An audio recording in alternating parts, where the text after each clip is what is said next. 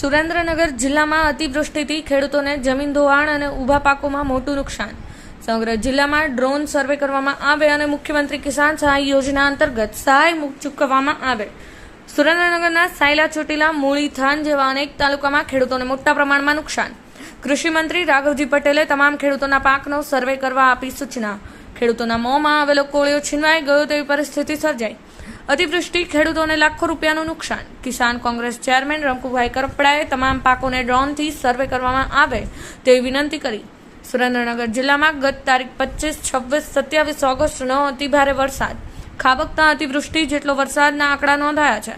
ત્યારે સુરેન્દ્રનગર જિલ્લા કિસાન કોંગ્રેસ ચેરમેન રામકુભાઈ કરપડાએ જણાવ્યું હતું કે સુરેન્દ્રનગર ખાતે કૃષિ મંત્રી રાઘવજીભાઈ પટેલ આવેલ ને સર્વેની કામગીરી ચાલુ કરવામાં આવશે તેમ જણાવ્યું હતું, પણ ક્યારે સર્વેની કામગીરી ચાલુ કરવામાં આવશે તે જણાવેલ નથી.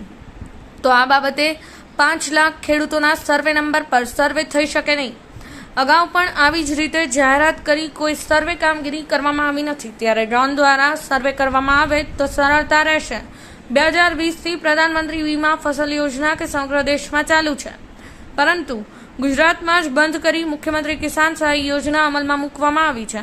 ત્યારે તેના નિયમો મુજબ ખેડૂતોને નુકસાન સહાય ચૂકવવામાં આવે નહીં કે SDRF મુજબ ગુજરાત સરકાર દ્વારા મુખ્યમંત્રી કિસાન સહાય યોજના 2020થી અમલમાં છે, જેની જાહેરાત પાછળ અંદાજે 50 લાખ રૂપિયાનો ખર્ચ સરકાર દ્વારા કરવામાં આવેલ છે, પરંતુ છેલ્લા 4 વર્ષથી એક પણ ખેડૂતોને 50 પૈસા પણ સહાય આજ દિન સુધી ચૂકવવામાં આવેલ નથી.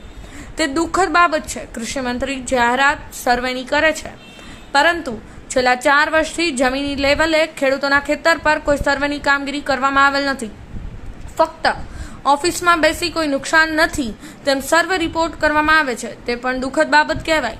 ખેડૂતોને જમીન ધોવાણ, પાક નિષ્ફળની કોઈ પણ પ્રકારની સહાયથી વંચિત જાણી જોઈને રાખવામાં આવે છે. સુરેન્દ્રનગર જિલ્લાના ખેડૂતોને છેલ્લા 4 વર્ષથી એક પણ સહાય ચૂકવવામાં આવેલ નથી. તો મુખ્યમંત્રી કિસાન સહાય યોજના અંતર્ગત ખેડૂતોને સહાય ચૂકવવામાં આવે, પરંતુ એ પહેલા સર્વે કામગીરી ડ્રોન મારફત તાત્કાલિક ધોરણે શરૂ કરવામાં આવે તેમ રામકુભાઈ કરપડાએ જણાવ્યું હતું. હાલ ખેડૂતોના પાકને નુકસાન થયું છે, તેમાં મોટો ખર્ચ ખેડૂતો કરી ચૂક્યા છે અને મોઢે લેવલે કોળિયો છૂટવાઈ ગયો છે.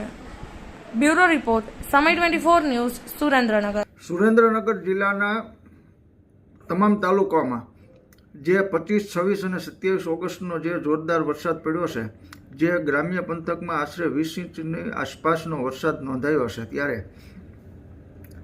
આ વરસાદથી ખેડૂતોના જે ઊભા પાક છે એમાં ખાસ કરીને કપાસ, બાજરી, જુવાર, મગફળી અને તુવેર, અડદના જે પાકો છે એ પાકોમાં પાણી ભરાવાના કારણેથી 3-3 ફૂટ, 2-2 ફૂટ સુધીના પાણી ખેતરોમાં ભરાણા છે અને અતિશય વરસાદના કારણે આ પાક અત્યારે બળવા લાગ્યા છે અને પાક નષ્ટ થવામાં છે.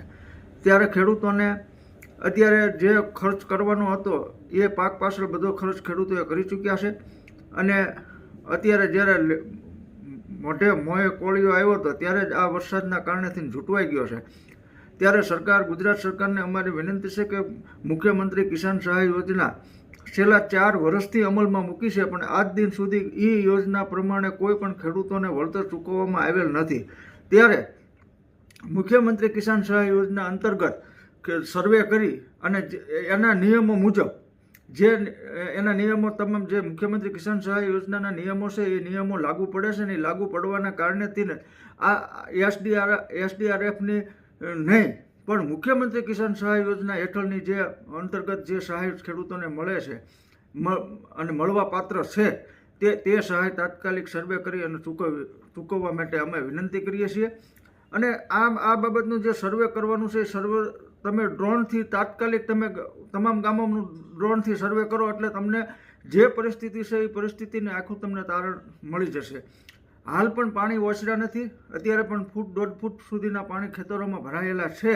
ત્યારે ડ્રોનથી તાત્કાલિક આખા જિલ્લામાં સર્વે કરવામાં આવે અને આ બાબતમાં અમો બે દિવસ પછી અમે કલેક્ટરને પણ આવેદનપત્ર આપવાના છીએ અને ખેડૂતોને આ વળતર ચૂકવવા માટે થઈ કે સહાય ચૂકવવા માટે થઈ અને અમે રજૂઆત પણ કરનાર છીએ.